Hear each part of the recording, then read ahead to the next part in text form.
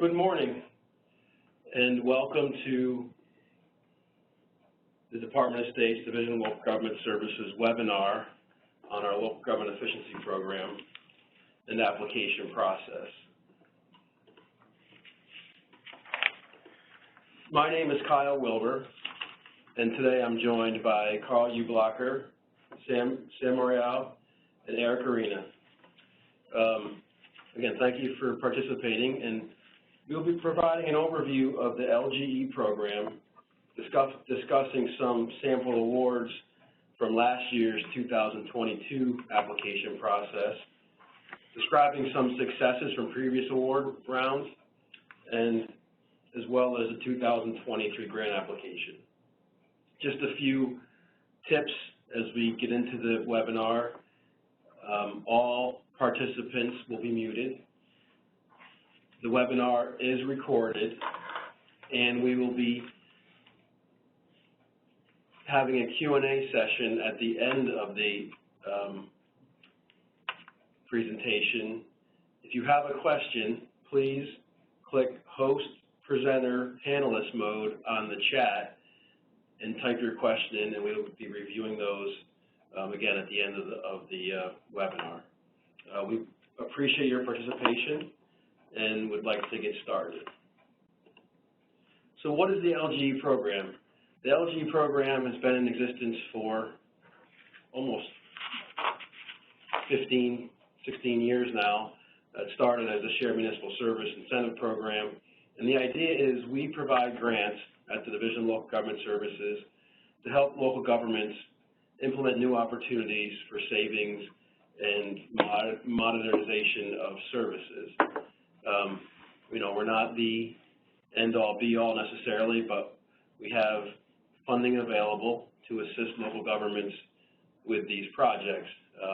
And it can range, and you'll see during the presentation, it can range across multiple levels of functions. Local governments provide a variety of services to constituents, and really we can help you in any of those if you want to partner with another local government to share services. This year, like most years recent, for actually most of the program, we have $4 million available through the Consolidated funding application, which opened on May 15th and closes at the last Friday in July at 4 o'clock.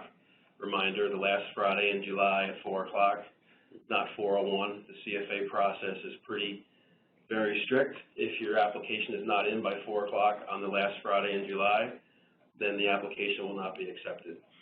This year we have $4 million available, like I said. Up to $3.6 million of that we have allocated for implementation projects. We'll talk about the availability of funding for implementation versus planning projects and how much each application is eligible for. And we've allocated $400,000 for planning projects. That does not mean we can't fund $4 million for implementation. We're just setting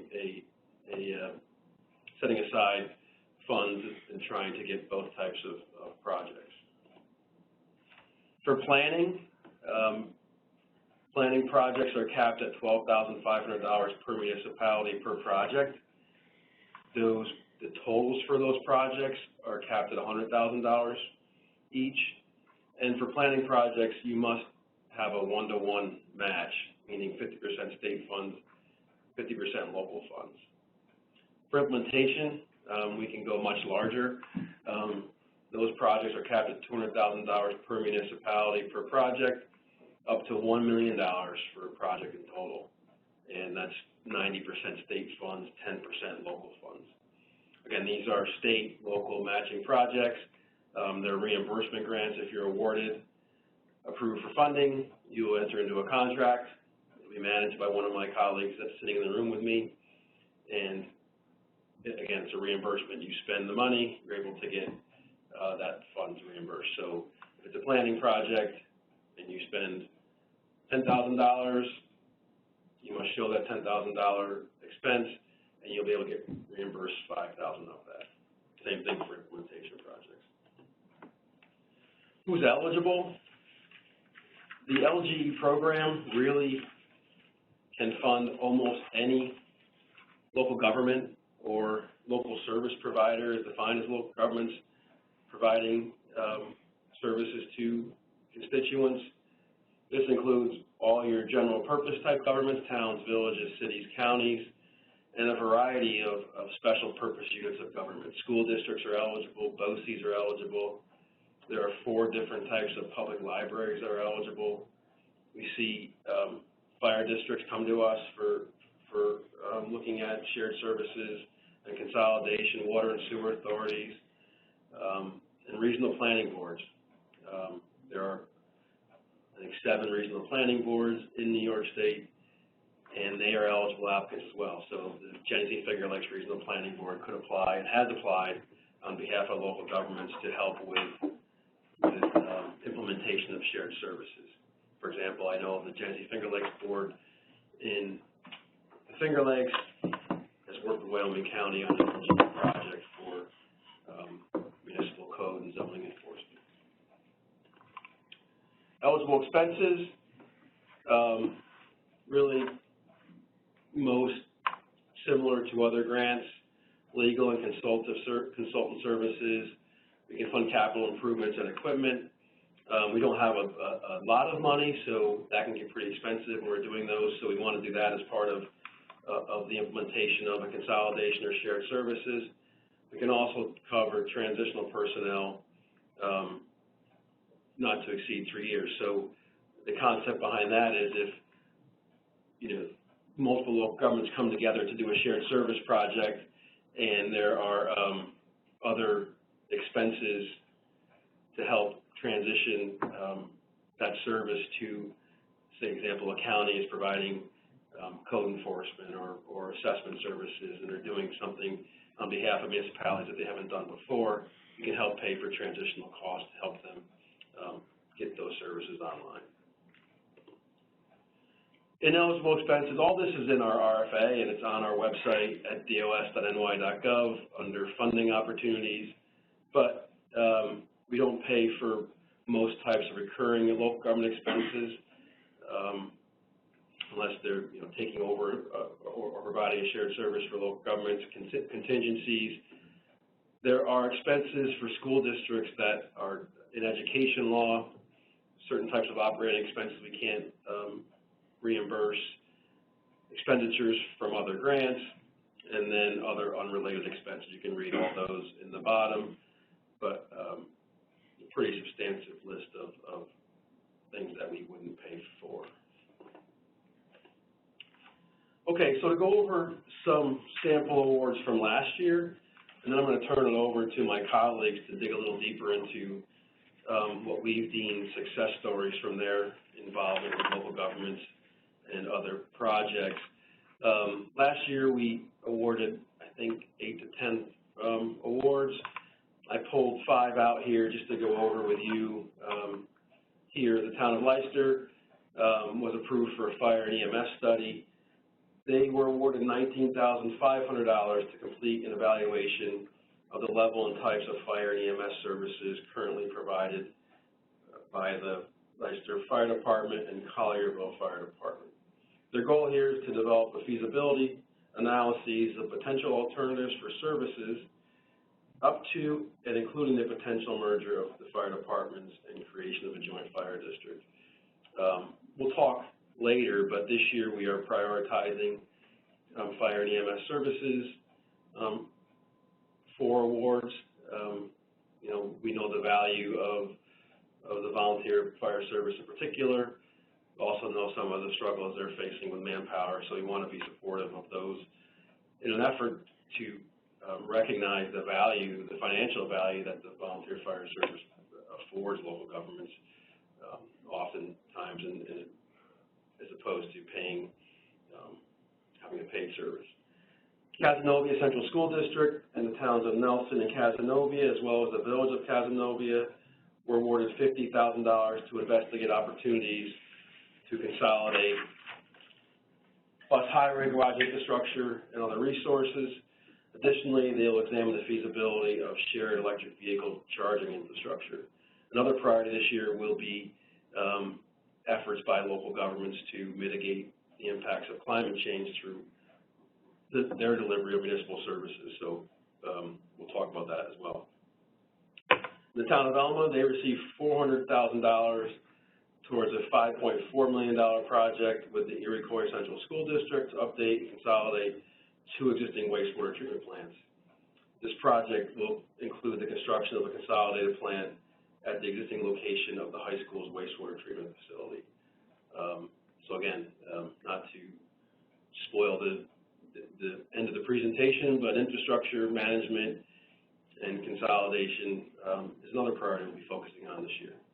In Ontario County, they were awarded $990,000 to a countywide transition to cloud-based contract management for all the municipalities, 23 municipalities in the county. This streamlining measure will allow for future collaboration and provide standardization among municipalities, vendors, and insurance carriers' contracts. And finally, in Washington County, the Washington County Highway Department and the town of Fort Anne were awarded $400,000 towards a multi-million-dollar project to construct a shared Department of Public Works outpost barn. In this case, they had 2 adjacent facilities, the county and the town. Now they're combining into a state-of-the-art facility that will allow for better delivery of services, sharing of equipment, and consolidated buildings that will lower administrative expenses. So this is just an example of those projects awarded last year. They're getting into contract now, so we don't have much to report on them, but we wanted to highlight a few examples. But now we are going to transition into some of the successes that we've seen, and I'm going to share my colleagues, Carl Eblocker, Sam Morial, and Eric Arena will help with that. So I'm going to pass the presentation to my colleague, Carl Eblocker. Carl is our project manager for Hudson Valley region, Capital District, Long Island. Carl is a veteran of our program, and many of you on the line probably know Carl. He has a wealth of experience in these projects, and I think he's seen almost everything. So Carl can go into detail on some of his projects and answer questions at the end. So Carl, take it away. One of our previous awards that has closed out was the 2017 Green Island Water Interconnect project.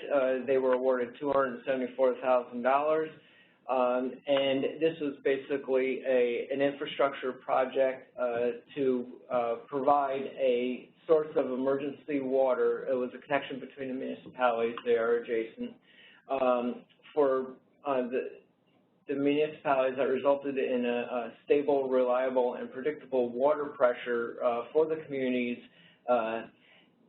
especially if there was an emergency situation. That project closed out in 2021. A more recent one, the 2018 Washington County Property Revaluation Program. That project was awarded $590,031, and this is where the county worked with 6 local governments to revalue over 10,000 of the tax parcels within those towns, and those towns turned over their assessing duties to the county. Those municipalities were made 100%. Several of those had not had a reevaluation done in several decades. Now they're all on a level playing field. Those towns pay Washington County a percentage of a position that was added to the county, so the towns were able to reduce the costs of their assessing duties, while the county took on an assessor and was made whole by those municipalities paying for it. In the near future, the county expects to add several more towns on as assessors retire from their positions. And so that project, while it has closed out, it will continue to add on more at the county level. In 2021, the Roscoe Livingston Manor School District performed a consolidation study. Those two districts, the two schools sit about 8 miles apart on the same highway. They're both small rural school districts in Sullivan County. They conducted a study to evaluate whether they should merge or not. Although the study showed that there would be a savings for both of the municipalities, and there would be more opportunities for students in those school districts by increasing the number of students within the combined district. It was voted down in a straw vote, but the process worked through the way it should have, and the study did show where they could save money, and they are currently sharing a school superintendent as it is, as well as several business officials, and they will continue to collaborate with the possibility of looking at this, the possibility of consolidating down the road. Thanks, Carl. Now, Sam is going to review some projects from Western New York and the Finger Lakes, I think, right, Sam? And the Southern Tier. And the Southern Tier. In 2017, the town of Irwin was awarded a $400,000 implementation grant to develop an intermunicipal agreement to redirect wastewater from the village of Addison to the town's wastewater treatment plant. This also included upgrades to the town facility to handle the increase, and this is pretty typical type of application that we would receive, and wastewater consolidation and modernization is one of our priority areas that we're going to talk about a little bit later.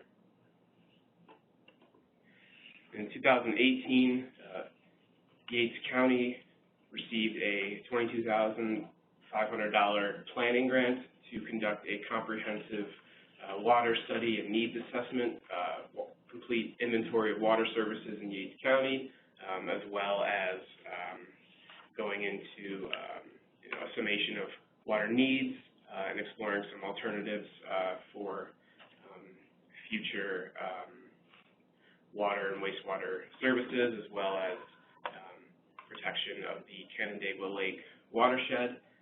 And having gone through a planning grant with us now and completed it, now they can go ahead and apply for an implementation grant to actually implement the plan that they've developed. Must be one that we missed. What was your next example? Okay. Okay, so Eric Arena is our newest project manager. We're excited. Eric's been here going on a year now, but Eric covers the North Country, Mohawk Valley, and Central New York region, so he's going to review a couple projects that we've done in those areas. Okay, so this one is a 2016 award, Village of Governor, for hydroelectric upgrade and expansion. This is a feasibility study. The award was $25,000 for that. That's the so this was for the study to the development of an intermunicipal agreement to create an efficient and effective microgrid to service area needs for low-cost green power, with the goal to deliver and utilize green power in a larger area than the current design.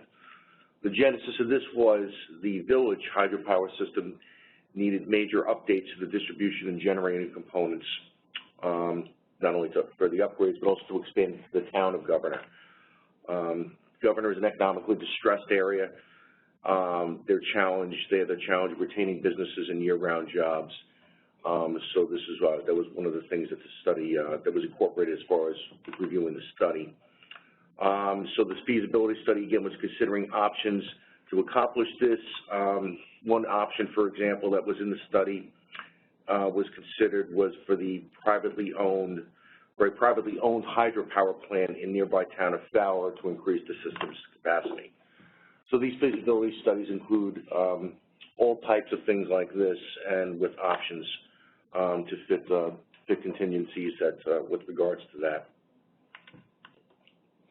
The second is, this is 2018 Essex County-wide Shared Services, Technology Services. $199,854 was awarded. This was the implementation of two components of Municipal Shared Services Plan, which included the development of a centralized information technology system and implementation of an integrated GIS database. So the idea was the county proposed to extend the existing IT program to include all the towns in Essex County, and they would provide specialized tech support and bulk procurements to offset the IT costs. Again, the idea was to upgrade and centralize the existing GIS system to provide access to more and larger forms of data, which the current system was unable to handle. The end was the savings would result from increased efficiency and more accurate data for planning purposes. So that was the idea behind this for that award. And the third one is a 2019 award, Hamilton County Solid Waste Recycling Efficiency Implementation. $217,735 was awarded, and this was another feasibility study to identify greater efficiencies in collection, transfer, and marketing of recyclables and disposal of solid waste within the current decentralized transfer station system. So what this study was implemented for to focus on was identifying these opportunities for equipment sharing, services, and personnel between existing facilities. The study also evaluated the possibility of modifying existing facilities, changes to operating procedures, and upgrading equipment. Once this was completed, the county and its study partners moved forward with implementing those improvements that the study identified. So again, that's the idea with implementing a feasibility study, is to identify options for improvements and cost savings. Thanks, Eric. I think that most recent example, they got a study and then implementation, I believe, both from us. And we'll talk about the benefits of doing a study first. I mean, obviously there are benefits to the municipality, but there's also benefits in our application process. So we're going to go into the application itself and talk about the CFA and how we fit into that. So many of you are probably veterans of the CFA application process. Some of the behind-the-scenes processing things. The CFA has different types of questions. First are the threshold questions, and that's when you get into the CFA system, you'll be asked questions as potential applicants as to what you plan on doing and what you're looking for information on. You'll answer those questions. If you know what program you want to go to, you can just go to that program. But the threshold questions help applicants identify what programs they're eligible for, and that's what the CFA really, the goal of it was when it was designed, was applicants could come into the system, have a project in mind, and then be transitioned to different types of programs. The basic questions are also questions that are asked of all applicants, and that really is just a general information of who you are, what you want to do, where you are, those types of things. So just basic project and applicant information. Standard questions are those which are standard to the individual program. So once you identify what program you are eligible for, you'll be asked a series of questions about how you fit with those programs. And we'll review those in a little bit about the questions that we ask for the LGE program.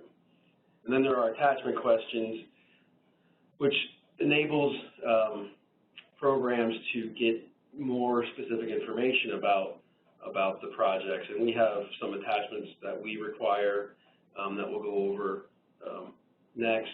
One is looking at the fiscal impact of your project.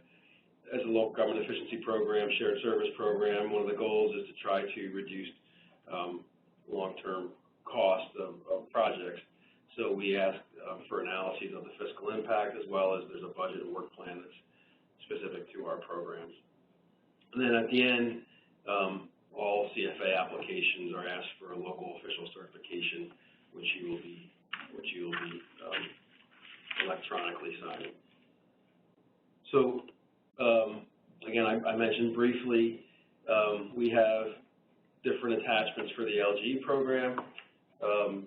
Again, these are essential to the completion of our applications, most notably the Fiscal Impact Worksheet, which will help reviewers determine the potential impact the project will have on local government's financial situation, the budget and work plan, which will define specific actions, deliverables of the project.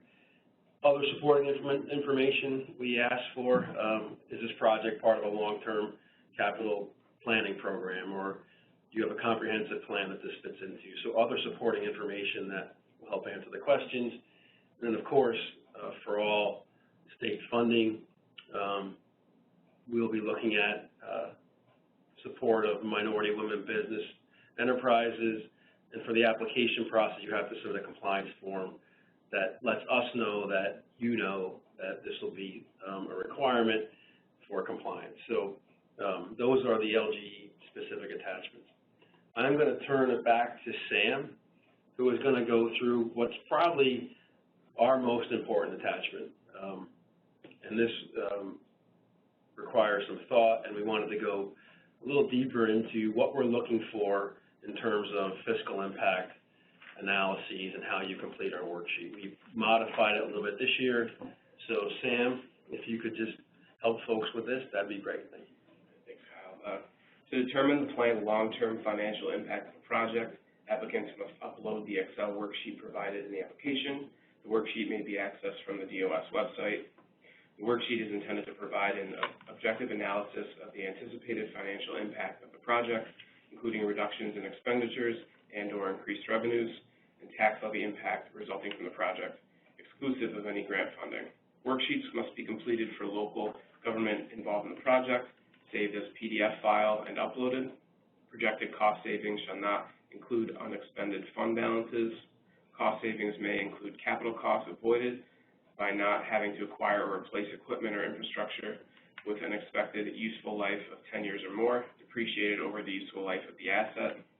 When applying for a study, please use the best estimate of potential future cost savings if the project is implemented. Fiscal impact worksheet is a single page with instructions and an example circled in red, which we will model in the next few slides. Here's a close-up of the instructions and an example. All data are entered directly into the green cells of the worksheet. The gray cells will auto-calculate based on the input. Each applicant must enter the fiscal year being reported, annual tax levy, and the effect of the project on revenues and expenditures. Increases in revenues should be reported as a positive value, and increases in expenditures as a negative value. The opposite is true for decreases in revenues and expenditures. The example models the consolidation of a town's EMS dispatch operations into a county sheriff's office. 4 dispatch officers' positions, each earning $50,000, are eliminated, and the town now contracts with the county for EMS service for a $90,000 annual payment. Here we see the county reporting a $90,000 increase in revenues from the contract with the town. The town reports a net $110,000 decrease in expenditures resulting from the elimination of the dispatch operator positions, net of the contractual payment of $90,000 to the county for EMS services. Thanks, Sam. So, this is just really a 10,000-foot analysis of the fiscal impact. But again, we're asking you to use your best estimate. You'll see in the RFA, we score the fiscal impact based upon percentages, and really it takes a little time to think about this and provide us your analyses of the fiscal impact. But again, it's very important. At times we see these fiscal impact worksheets come back blank. If they're blank, they don't get scored. And we often hear, well, how do we know? We have some examples that we have on our website of savings, and we do permit folks to just use their best estimate as an example from other projects. So please be aware of this impact worksheet and do your best to complete it appropriately, because it is a critical piece of our analyses. Next, I'm going to have Eric talk about our budget and work plan. This is important to complete this as well as detailed as possible, because this serves as the, if you're awarded, as the basis of your work plan in the contract. So we really want folks to think about their tasks and objectives and what they're really going to be doing in different phases of the project. So this models, I guess, the project that Sam talked about in the fiscal impact. So Eric, do you want to review this briefly? Sure. Thank you, Kyle. So the budget and work plan is a critical attachment that must be completed and uploaded with the application when you submit that. Okay, this document details the costs of the project and the scope of the work to be work involved. Budget and work plan details the steps necessary to complete the project, and it consists of four areas. One, objectives, which are the intentions of the project, timeline. Two, tasks, which are specific actions needed to be undertaken. And three, timeline there, which is the period during which a task will be undertaken. And four, performative measures. So that's the anticipated outcomes of individual tasks, and those must be completed. To complete the sheet, you need to fill in the shaded area for each work plan objective. Each objective, this is also important, must include a task name, anticipated start and completion date, the specific deliverable or performance measure going forward, a task narrative, and budget. The task narrative will also provide detail for the specific tasks, so you need to detail those, and further describe what will be done to accomplish the objective, how you proceed going forward. In our example, the first objective is to transfer dispatch functions to the county through an intermunicipal agreement. And so just here you can just see the details of that task. Mm-hmm. And then with going forward with a little more here, the second objective is to upgrade hardware and software at the county to accommodate increased operations. So that would be the second for the example. Now, this is also very important to remember. The Department of State will evaluate the clarity and detail of the work plan, including the project timeline, tasks, and associated performance measures, and review the work plan's feasibility to complete the project within the scope and timeline that you provide. You need to indicate the estimated cost for each task and provide a description where necessary. Only the eligible budget categories are shown on the form. And so please include all costs of the entire project. The budget will automatically total at the bottom of the work plan. And again, this is all, as Kyle had mentioned before, this is all on our website. So for any additional information or to review this, please review the LGE guidance document and the spreadsheet instructions. They are specific, and they are available on the Department of State's our website. Thank you. And just, I guess, fairly obvious, this is the $240,000 implementation project with a $24,000 local cost share, which is 10% of the project cost, and $216,000 in state assistance.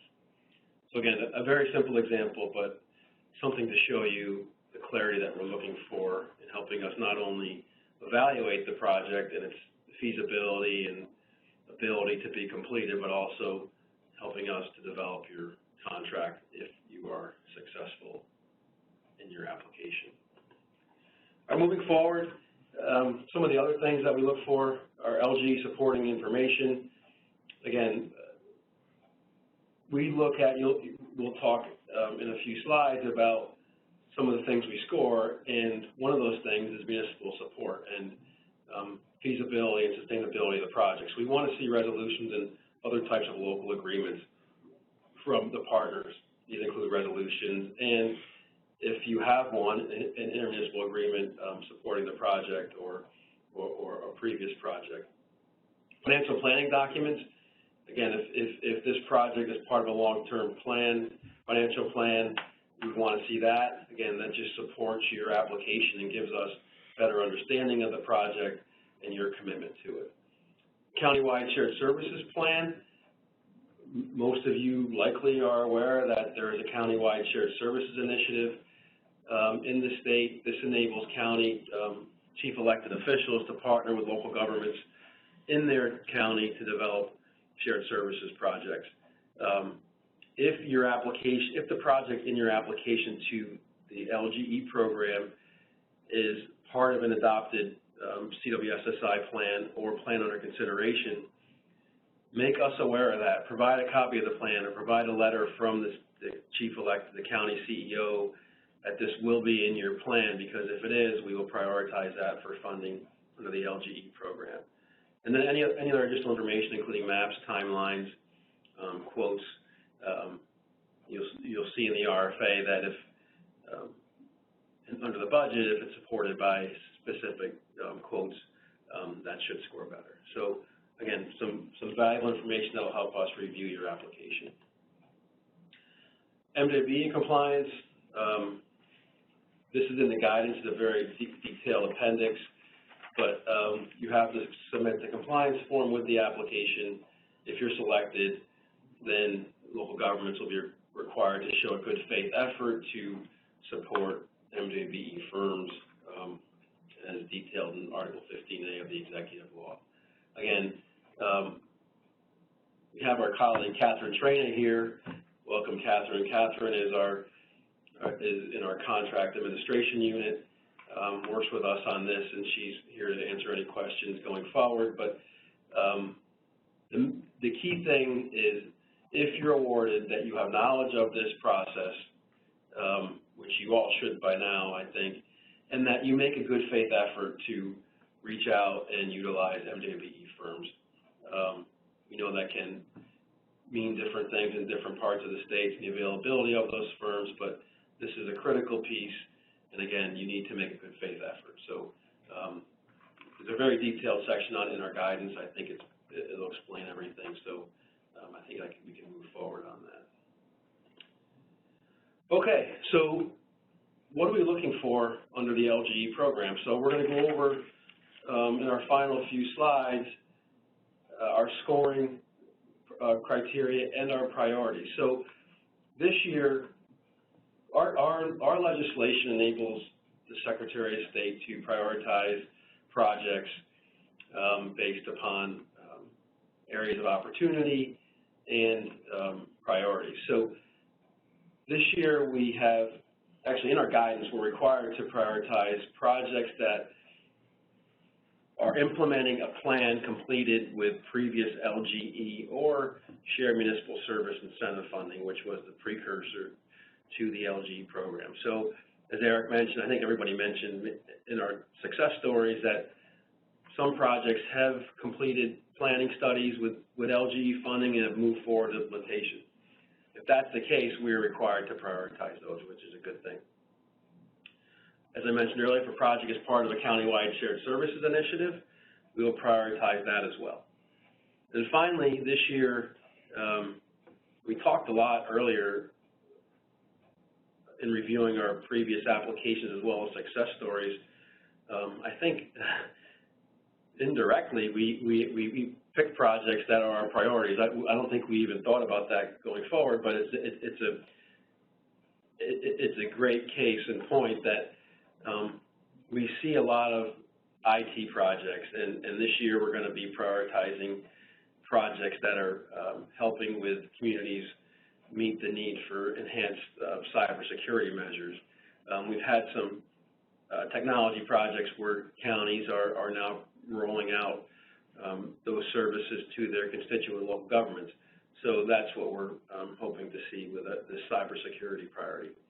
Emergency services, again, that'll be a priority as well. How do we help local governments with the need to enhance or sustain emergency services, particularly in rural, less populated areas? Improvement of water and wastewater operations. You know, like I said earlier, putting pipes in the ground isn't really the priority for the LGE program. Ours is to help local governments meet the need to have sustainable water and wastewater operations. You've heard I've heard, probably many of you have heard, I know folks in this room have heard over the last 5 to 10 years that those folks that are operating these systems are aging, and we don't have a lot of other younger folks getting into operations. So are there opportunities for more rural areas to share or consolidate the operations of water and wastewater systems? That'll be a priority for us this year. And then climate change, you know, I think there's probably a lot of opportunities for local governments to work together to modify their systems and their services in a way that will help mitigate any climate change impacts from their services. So we're not necessarily sure quite what we'll see under that category, but I think there's a lot of opportunities. And then our general criteria, we've talked a little bit about this throughout the session. So in addition to our priorities, each application will be ranked against these 8 criteria. Project need, we look at what are the existing conditions, including financial challenges, service delivery challenges and needs, and how the project will benefit those. The return on investment, this is where the fiscal impact sheet gets evaluated. What is the impact on the property tax levy and user rates? Remember that you must upload the fiscal impact worksheet to the application. Project scale across local governments, so the more local governments that are involved, the better you will score. Project scope, that is looking at how many functions and how the project impacts service delivery in a certain function. So if you're just sharing services versus consolidating services, that's sort of the scale across that. Organizational impact, how is it going to change the organization? Project management, this is where we look at the capacity for local governments to complete the award. We struggle all the time with awarding projects and then you know, delay in getting things completed. So we want to make sure folks are noticed up front that the timely completion is critical to us. How prepared you are to work together, the municipal readiness of a project. This is where the IMAs and resolutions come into review. And how much are you engaging the public? So we ask for a description of the process to be used to ensure transparency, public participation, stakeholder engagement throughout project development and implementation. These are detailed in the RFA, and there's a scale that'll show you how you'll score. In effect, you can almost score yourself based upon what you're doing. You'll see the rating factors and the scoring. You know, so if it's a multi-county initiative, you know, you'll see under scale that you'll be able to get the max points there, and those types of things. Then we look at the work plan and budget for detail, cost, and again, budget detail. So this is Eric went through that process, but you know, this is really the last thing we score, and it has to be at least 20% of our scoring, I believe. So please make time and pay attention to how you're filling out your work plan and budget and the clarity and detail of that information. And just to wrap it up, and we can open up to questions in chat. I haven't seen if we have any, but when answering questions, please try to be as specific as you can. I think we've said that a number of times in this presentation. We don't know your project. The application makes us aware of it and tries to give us a input into what you're doing, but be as clear and concise as possible. Also remember the attachment questions are part of the scoring criteria, and failure to complete all sections of the CFA will prevent successful submission of the application. We thank you for your time, and we look forward to working with you on successful application process and hopefully implementation of a project in your local government. So we invite questions in the chat. If there are any, they will be part of our Q&A document. Questions are required to be submitted to the LGE mailbox that's in the address that's in the guidance. Questions are due by June 16th. We will answer those and post those by July 7th. And everybody will be able to review the questions that we do get. So all the information is provided in clarity and availability to all. So if there are no questions in the chat, then we can move along, but I don't know if, do we have any questions? Yes. Okay. All right. Does remodel costs of an existing municipal facility to accommodate a shared office substation fall within eligible project of the LGE? I would say I would first start off with the project, right? The project is the sharing of a service of something. I don't know if it's, is it police? It would be a shared sheriff substation, and I would say it would be it could potentially qualify if it is a new shared service.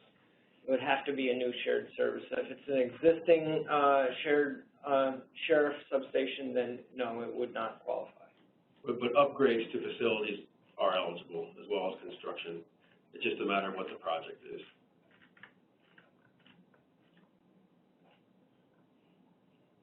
Any others, Carl?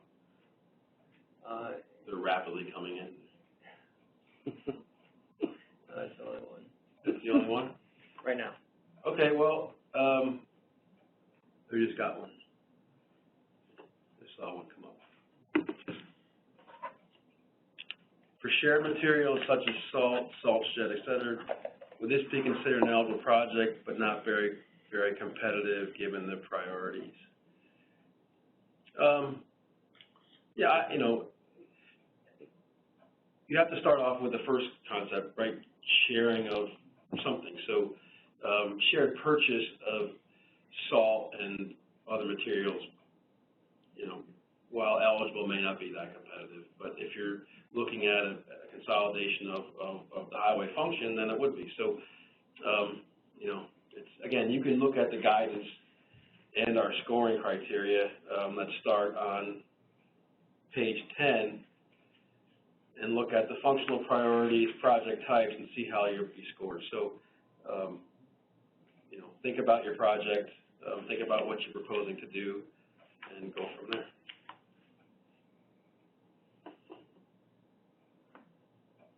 Any others? No. Okay, well, seeing that there's no other questions, please do make yourself or make available the ability to submit questions to us before June 16th. We'll answer them by July 7th. Again, you'll still have 3 weeks to complete your application based upon our questions. And we thank you for your time. Again, this will be recorded and we will post it to our website. And have a nice day.